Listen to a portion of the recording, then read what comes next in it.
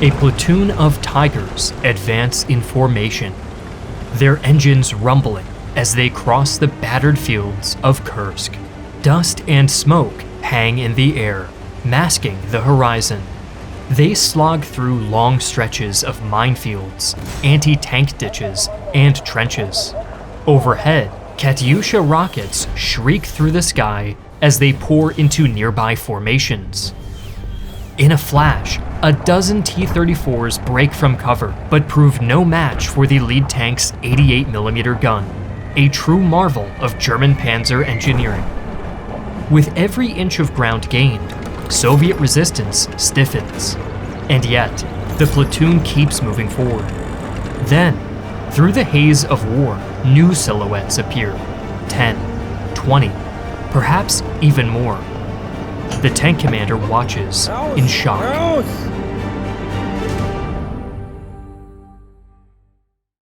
After the disastrous defeat at Stalingrad, the German army had to cede vast territories to the advancing Soviets.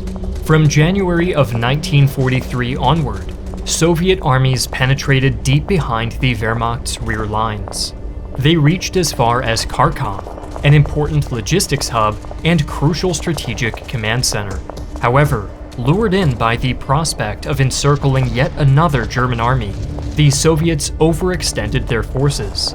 A daring yet powerful attack by Erich von Manstein's Army Group South resulted in the German recapture of Kharkov just before the infamous Russian spring thaw, the Rasputitsa, set in. The result of this sweeping offensive was a larger salient around the city of Kursk, around 200 kilometers or 124 miles wide, that jutted 120 kilometers or 74 miles into the German front line. German military planners at the Oberkommando der Wehrmacht were quick to identify the area as a prime location for a classic double envelopment pincer strike that would encircle the Soviet forces within. This operation, codenamed Citadel, was intended to strengthen the front, shorten their overstretched lines, and weaken the Soviet tidal wave before it inevitably arrived. Opinions among German military leaders were deeply split on how to conduct Operation Citadel.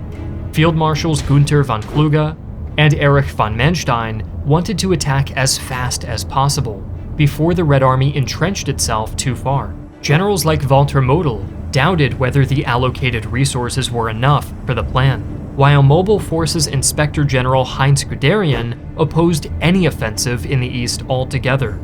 Ultimately, Hitler managed to satisfy no one. The offensive was to go ahead in May 1943 without the reinforcements Model requested, and far later than Kluge and Manstein wanted. To the frustration of his field marshals, Hitler delayed the operation again and again. The Führer wanted to launch the offensive with overwhelming power. To do so, he placed high expectations on the new Panther medium tank and Ferdinand heavy self-propelled gun, and the formidable Tiger I heavy tank. To Hitler, the long time it took to assemble and deploy these cutting-edge vehicles was well worth delaying the entire operation into early July. Paired with the deeply rooted belief in racial superiority of the German people, Hitler and many of his generals expected a decisive victory. The Germans relied on nearly 1 million combat troops and over 3,000 operational tanks and self-propelled artillery, bolstered by an additional 7,000 guns and mortars. To expedite the attack and soften Soviet defenses, Operation Citadel would be accompanied by an overwhelming air campaign. While both pincers had a force of elite infantry, mechanized, and armor available, the focal point of the German offensive lay in the south. Here, von Manstein's Army Group South contained about 60% of all Panzer IVs, all Panthers, and the vast majority of Tigers. But Hitler's repeated delays gave Stavka, the Soviet High Command, ample time to prepare formidable defenses. The Soviets were also well aware of the planned German offensive. Thanks to their spy rings and assistance from British intelligence, Moscow became aware of the German plans as early as March. The information leaked to them was so extensive that they could pinpoint exactly where, when, and how the enemy would attack. By April 8th, Marshal Georgy Zhukov had already proposed a very detailed plan of action to Stalin. Instead of going with the traditional Soviet plan of preemptive strikes, the Red Army would let the Wehrmacht impale itself on the Soviet defenses at Kursk. Though uneasy about waiting, Stalin held back. For once, he listened. Zhukov, Alexander Vasilevsky, and other generals would shape the Soviet plan. As Zhukov later stated, the Supreme Commander listened to our views as never before. A nervous Stalin accepted that the Soviet plan would be to wear the Wehrmacht down, destroy his tanks, and then, throwing in the fresh reserves, go over to a general offensive. To do so, the Soviets built a formidable defense network in the Kursk salient. In the first defensive zone alone, they constructed deep and extensive barbed wire fences, wide ditches, mines, and steel anti-tank teeth. To accompany this, the defenders planted over 1 million mines across the fields of Kursk itself. The mines placed were at 4 times the density of Stalingrad. Meanwhile, a layered system of defense lines aimed to funnel the Germans into pre-designated killing zones where Soviet gunners would unleash fire into the German attackers, hoping to cripple their momentum, scatter their formations, and sever their lines of communication. The Soviets poured over 1 million men into the salient, with about 3,500 tanks and assault guns, 20,000 guns and mortars, and almost 1,000 of the fearsome Katyusha rocket launchers. Aside from these forces, divided across Konstantin Rokossovsky's Central Front in the north and Nikolai Vatutin's Voronezh Front in the south, another army lay in wait, Ivan Konov's Steppe Front, totaling yet another 500,000 men and supported by another tank army, was ready to bolster the defense when necessary and spearhead a devastating counterattack when possible. Both armies anxiously waited. As soldiers, guns, and armor massed in and around the Kursk salient, a creeping sense of dread enveloped many of the men. This summer could well be their last. They sought a brief solace in the warm weather of early July. Officers organized sporting events and even held parties with music and dancers. One Soviet soldier recalled how he never lived so intensely and has not done so since. In a strange way, it was a magical time. Throughout history, from ancient Chinese pharmacopoeia to Victorian apothecaries, botanicals, including cannabis, were cornerstones of human health. Roman soldiers applied herbal poultices, field medics used cannabis tinctures, and American doctors during the First World War recommended that soldiers carry cannabis indica tablets to treat headaches and insomnia. Laws passed in the 1930s made cannabis illegal for medicinal use, but the sponsor of today's video, Modern Herb Co., is reviving the tradition of herbal recovery with grounded, science-informed approaches to mental clarity, physical recovery, and emotional balance remedies, refined for modern life. Emphasizing formulation integrity, legal compliance, and mind-body recovery benefits, Modern Herb Co. products are made in the USA with high-quality CBD, THC, and functional herbs that have been shown to help manage various conditions and symptoms, including stress, anxiety, mood irregularity, inflammation, joint relief, and sleep and nighttime recovery. They're also legal to consume and ship through federal hemp laws, and they're safe and consistent, with every product batch tested for safety and potency. Modern Herb Co. isn't about gimmicks, just plant-based science meeting tradition with a focus on clarity, recovery, and performance.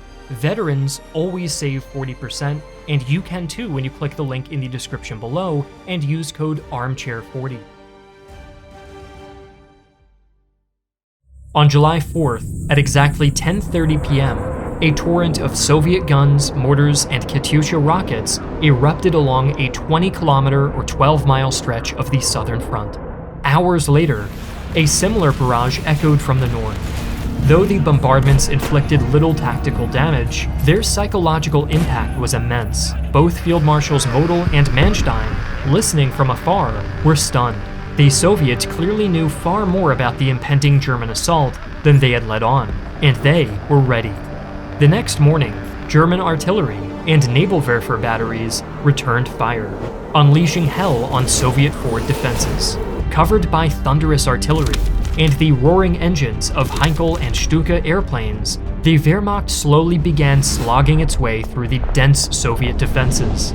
On July 5th alone, the Luftwaffe flew a whopping 4,500 sorties in support of the ground invasion, battering Soviet defenses from the sky. Walter Model, who was so wary about insufficient numbers during the lead-up to Operation Citadel, led the Northern Pincer with his powerful 9th Army. Even with 300,000 troops and over 1,000 armored vehicles, his forces quickly ran into intense Soviet resistance.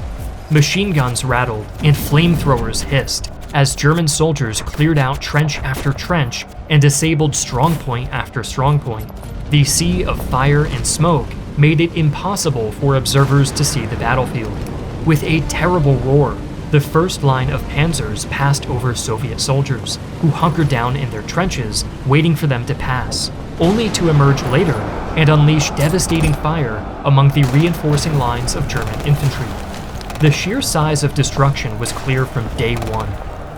In particular, the endless Soviet minefields and artillery barrages proved problematic, even when breakthrough units like the 505th Heavy Panzer Battalion advanced rapidly with their big cats.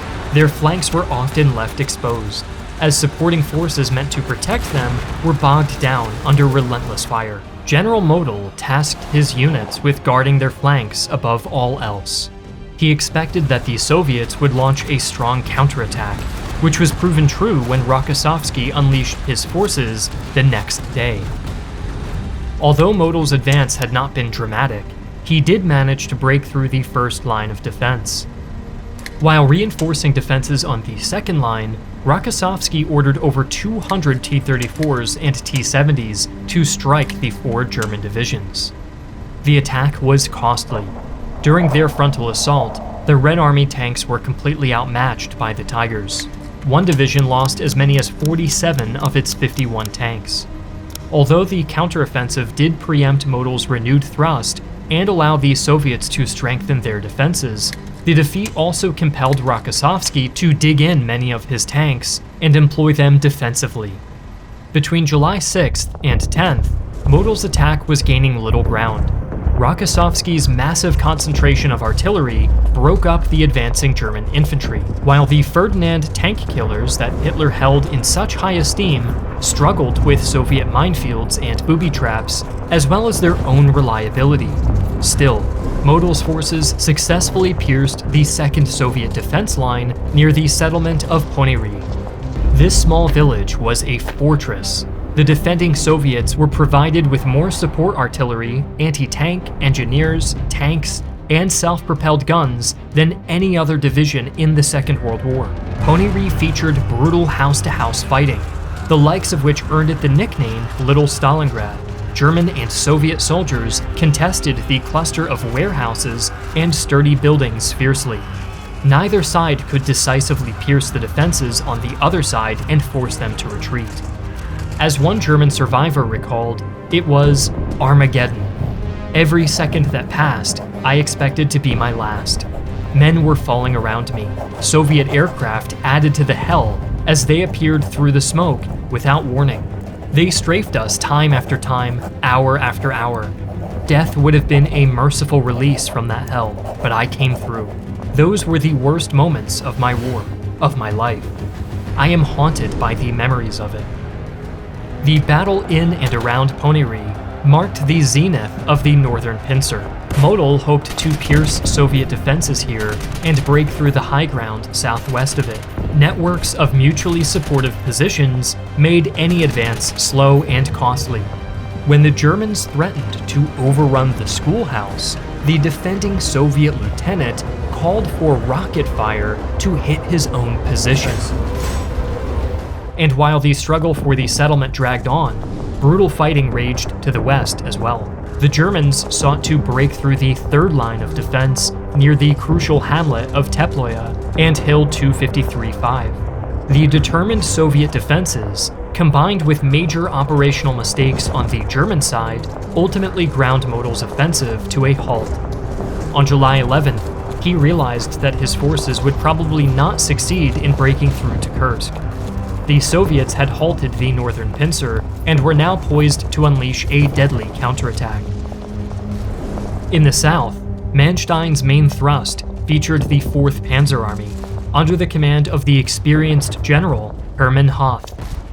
Among his ranks was Paul Hauser's notorious 2nd SS Panzer Corps, which contained the elite divisions Leibstandarte Adolf Hitler, Das Reich, and Totenkopf. The commanders of the defending 6th Army, Ivan Kristiakov, warned his men, "Be careful, comrades. Before you stands Hitler's Guard. We must expect one of the main efforts of the German offensive in this sector." His words proved correct. Already around noon, the German armored spearheads broke through the first line and knocked out a concentration of Lend-Leased American tanks deep into the second belt. Not all divisions in the south progressed as quickly. Notably, the 2nd SS Panzer's right flank was supposed to be covered by Army Detachment Kempf, which struggled to keep up. Not only did it have to cross the Donets River, it also had to contend with the Soviet Air Force, which had superiority in this sector. Additionally, the sheer weight of their deployed Tiger tanks weighed the division down. If they didn't crash through the makeshift bridges, they would become bogged down in the deep mud. Combined with Soviet resistance and counterattacks as fierce as those in the north, some of Kempf's divisions were left reeling. The 320th Infantry Division, for example, lost almost 1,700 men on a single day.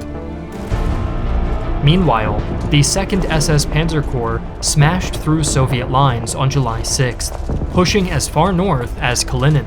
The Voronezh Front's defense was resolute, but seemingly futile. General Vatutin, watching the staggered progress of the SS Panzers, ordered a counterattack with fresh reserves 2 days later in an attempt to encircle the mighty divisions. The result was catastrophic. Das Reich reported losing only a single assault gun, while knocking out 190 enemy tanks. Vatutin was unable to eliminate the risk of a breakthrough as the Germans breached the 3rd defensive line, the last of the 3 strongest defense lines. However, not all was rosy for the Germans. Progress in the sector was incredibly uneven, as Army Detachment Kempf continued to struggle in the southeast. Lacking cover on its flanks, the 2nd SS Panzer Corps was forced to guard its own flank, hampering its progress as a fast and hard-hitting armored spearhead. Additionally, many commanders were forced to accept that the Soviet defenses were much more formidable than any of them could have expected. The commander of the 503rd Heavy Tank Battalion reported, "Never before had a German offensive operation had to master such a deeply echeloned and imaginatively organized defensive system." German numbers were also dwindling, and they were dwindling fast. The powerful Grossdeutschland division had only 80 of its 350 supporting tanks still operational, either due to enemy action or mechanical failure. The Panther and Tiger tanks especially suffered from mechanical problems during the battle. In the early afternoon of July 11th, the diary of combat engineer Rolf Schmidt simply stated, "Breakthrough." The Tigers of the 6th Panzer Division had at last penetrated the Soviet defenses northeast of Belgorod. With unrelenting fury, the Panzers thundered north toward Prokhorovka, where the 2nd SS Panzer Corps was also steadily advancing. A nervous Vatutin juggled and rearranged his formations to stop the offensive dead in its tracks before it was too late. He tasked Pavel Rotmistrov's elite 5th Guards tank army with the crucial counteroffensive, in what would become one of the largest tank battles in history. Rotmistrov was shocked to find that Hauser's armored spearhead had already advanced far closer to Prokhorovka than expected. The Soviet plan was revised quickly, but haphazardly. The start of the operation was rushed, but still surprised the Germans when it finally launched. On the dawn of July 12th, around 600 Soviet T-34 and T-70 tanks dotted the orchard-covered ridges near Prokhorovka. Commanders sealed their hatches, and drivers engaged their transmissions. Upon receiving the order of Rotmistrov, armored formations began advancing toward the roughly 250 tanks of the 2nd SS Panzer Corps. The first formation they encountered, the Leibstandarte, was blindsided by the attack. Forward elements of the division released purple smoke to alert their comrades of the assault. As crews scrambled to their vehicles, the endless yet haphazard waves of Soviet armor drove down the slopes of Hill 252-2 at lightning speed. The fighting that followed quickly descended into confusion and destruction. Fields burned and the entire area was engulfed in smoke, dust, and burning wreckage. Tanks and trucks were left ablaze as their crews flung themselves into the dirt, trying to put out the fires that caught their own clothes. Throughout the morning, combat spread across a broad front as the field of battle congested with armor. The noise, heat, smoke, and dust of battle created choking atmospheres inside the tanks. As fighting progressed, the sheer superiority of the German armor became increasingly apparent. Rotmistrov had instructed his tanks to outmaneuver the Tiger's superior defenses through mobility, but in reality, there were barely any Tigers on the battlefield. The Soviets fanned out chaotically and engaged in close quarters fighting, during which they were picked apart one by one. In one instance, the Soviet 25th Tank Brigade lost 48 of its 69 tanks within 2 hours. Waffen-SS Panzer Grenadiers fought off a Soviet charge without suffering any losses, all the while knocking out 24 Soviet tanks and self-propelled guns. Soviet attacks against Das Reich and Totenkopf failed just as spectacularly. Contrary to Soviet propaganda at the time, Prokhorovka is considered to be a tactical failure for the Red Army. After 36 hours of intense combat, SS divisions knocked out nearly 400 Soviet tanks and assault guns against roughly 60 German ones. Seething at his own losses, Stalin demanded an explanation, asking, "What have you done to your magnificent tank army?" The Soviet leader wanted Rotmistrov sacked, even court-martialed, but only the intervention of Field Marshal Alexander Vasilevsky, who assumed part of the blame, saved Rotmistrov. Despite the defeat, the Battle of Prokhorovka still resulted in a wider Soviet strategic victory. The Germans would not be able to recover their offensive momentum. Upon hearing the news from Prokhorovka, Manstein was thrilled. All the commanders he visited expressed their confidence about the situation. In their eyes, the enemy was beginning to show clear signs of giving in. But just one day later, Manstein left Hitler's headquarters in East Prussia with orders to abandon Operation Citadel. Many historians frame the Führer's decision to withdraw as a direct cause of the Allied invasion of Sicily, a myth originating from Manstein himself. The real reason was that Hitler feared Soviet offensives threatening the Donbass and the Oryol salient. On the same day that vicious fighting raged over Prokhorovka, Walter Model's 9th Army was under heavy pressure in the face of a relentless Soviet counteroffensive from multiple sides, called Operation Kutuzov. Operation Roland was a final convulsion of German offensive power on the Eastern Front. Manstein hoped to destroy lingering Soviet formations near the 4th Panzer Army and cripple Soviet offensive capabilities in the area. At 4 a.m. on the 14th of July, German guns pounded Soviet positions to the south and southwest of Prokhorovka.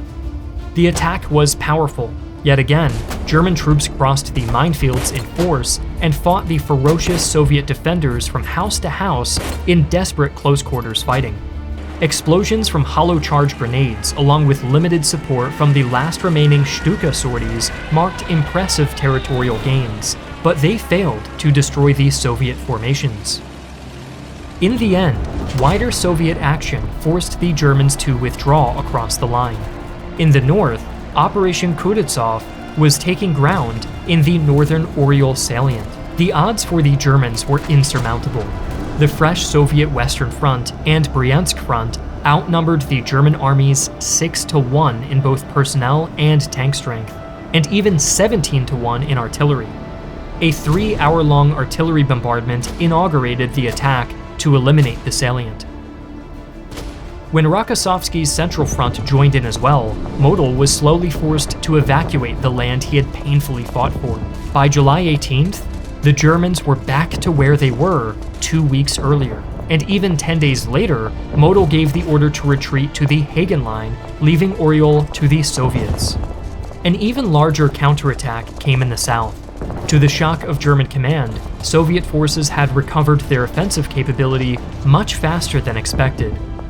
While German forces were depleted, and many tanks had been transferred away to other threatened sectors, the Soviets had massed about 1 million troops and almost 2,500 tanks. With a personnel ratio of 5-to-1, a tank ratio of 9-to-1, and even a plane ratio of 2-to-1, the Germans were unable to stop Operation General Romantyesev. In vicious but desperate fighting, the Soviet forces captured Belgorod and finally Kharkov on August 23rd. A depleted, worn-down Wehrmacht now faced an opponent more powerful than ever before. The Battle of Kursk was a decisive Soviet victory that ultimately sealed Germany's fate on the Eastern Front.